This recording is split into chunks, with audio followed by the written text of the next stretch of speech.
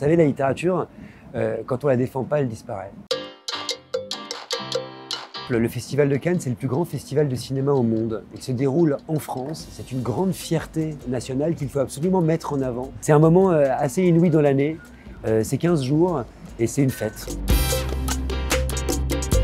Comme à chaque fois, très excité, très heureux, parce qu'avec France Télévisions, on délocalise la Grande Librairie et c'est l'occasion d'une émission spéciale où on interroge les liens et la force des liens entre cinéma et littérature.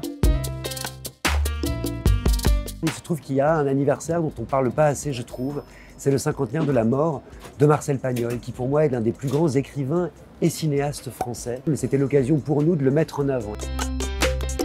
C'est pas très difficile d'avoir des invités parce qu'on est la seule émission littéraire en prime time, uniquement dédiée à la littérature. Vous savez que c'est une exception dans le monde entier, sur une chaîne de service public.